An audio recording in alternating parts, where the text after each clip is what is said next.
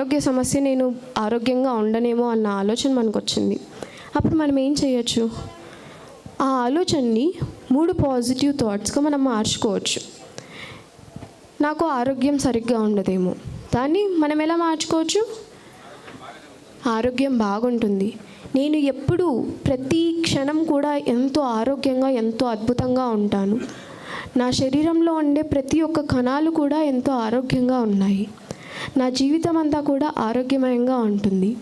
ఇలా మనకి మనం ఎప్పుడైతే నెగిటివ్ ఆలోచనతో ఉంటామనుకుంటామో, లేకపోతే డిజాస్టర్స్గా ఆలోచిస్తామో, పక్కవారి గురించి ఆలోచిస్తాము, వాళ్ళు నాశనం అయిపోవాలి. మనం ఎందుకు అలా కోరుకుంటాం వాళ్ళు నాశనం అయిపోవాలని?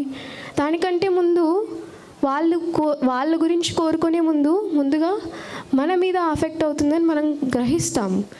ఇప్పుడు మనము అఫెక్ట్ అవుతున్నామని తెలిసినప్పుడు మనం కోరుకుంటాము ఇంకొకరి గురించి? కోరుకోము. ముందుగా మనకి మనం అఫెక్ట్ చేసుకుంటున్నాము, మన జీవితాన్ని మనమే అఫెక్ట్ చేసుకుంటున్నాము, ప్రతి ఒక్కటి కూడా మనమే అట్రాక్ట్ చేసుకుంటున్నాము మన జీవితంలోకి అని తెలిసినప్పుడు దాని నుంచి మనము ఒక 3 పాజిటివ్ థాట్స్ అని 3 మిరాక్యులస్ థాట్స్ కానీ మనం మార్చివేయచ్చు. సో మరి ఇప్పుడు ఒక చిన్న ఎక్సర్సైజ్ లాగా చేద్దామా అందరం?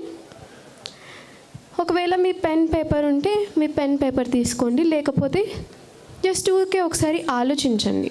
ఇప్పుడు మీకు ఏదైనా ఒక నెగిటివ్ థాట్ కానీ ఒక డిజాస్టర్ థాట్ కానీ ఉందా?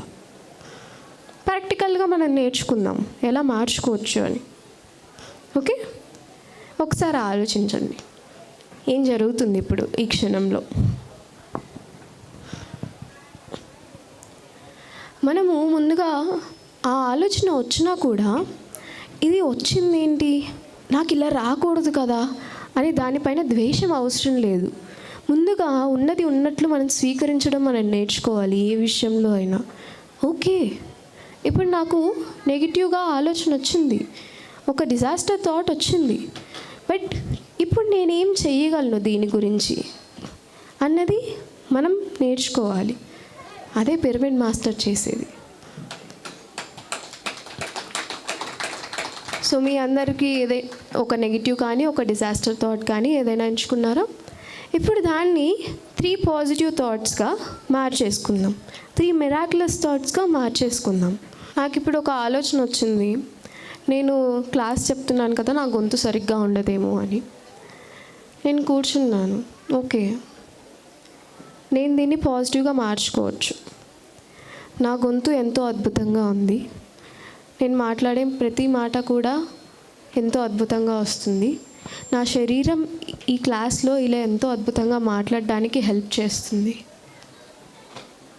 ఇలా నా ఆలోచన నేను 3 పాజిటివ్ థాట్స్తో మార్చుకున్నాను. మరి మీ జీవితంలో మీరు ఎలా ఇంప్లిమెంట్ చేయగలరు అన్నది ఒక్కసారి మనం ఆలోచిద్దాం. అండ్ దాన్ని మనస్ఫూర్తిగా మనం చెప్పుకుందాం. జస్ట్ ఓకే నా గొంతు బాగుంది, నేను బాగా చెప్పగలను. మనస్ఫూర్తిగా నా శరీరం నాకు సహకరిస్తుంది, నా గొంతు నాకు సహకరిస్తుంది, నేను ఎంతో ఆరోగ్యంగా ఉన్నాను.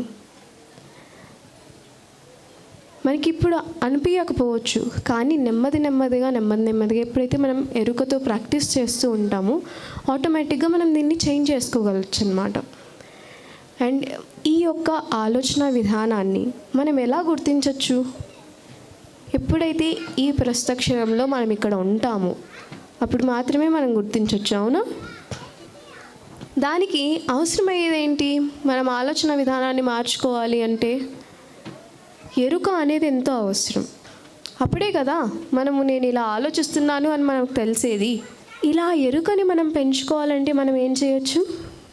గమనించాలి, ధ్యానం చెయ్యాలి. ఎప్పుడైతే ధ్యాన సాధన చేస్తూ ఉంటామో, మనం ధ్యాన సాధన చేస్తూ ఉన్నప్పుడు మాత్రమే మనం ధ్యానంలో ఉండము. మన జీవితంలో ప్రతి క్షణం కూడా ఎప్పుడైతే ఎరుకతో ఉంటూ ఉంటామో అదే అద్భుతమైన ధ్యాన సాధన నా ప్రకారం.